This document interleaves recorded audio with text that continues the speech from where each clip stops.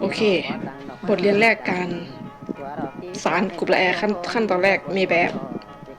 มีหวายมีตอกทำได้แล้วเราเริ่มจากมีแบบก่อนจากนั้นเราก็เอายางอะไรก็ได้ยาง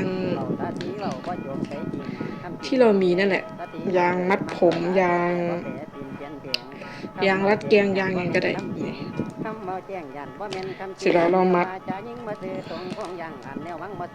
ตรงที่เราจะเริ่มก่อเอาให้มันสูงหน่อยเพราะว่าเราจะได้ตัดออกจากแบบเหมือนเดิมฝึกประมาณ3 ทบเอาให้มันสูงกว่ายอดมันหน่อยจอมมันหน่อยที่เราตั้งใจจะให้จอมมันอยู่ตรงนี้เราก็เอายางสูงกว่านั้นนิดนึงเพราะว่าเราจะได้ตัดออกเราก็จะได้ทำให้มันเสมอกันมันก็จะตัดเนื้อตรงนั้นออกนี่เรียบร้อยแล้วเราก็จะใส่ตอก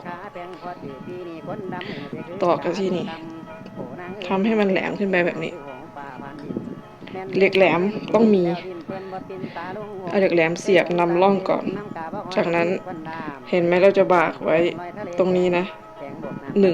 1 เซน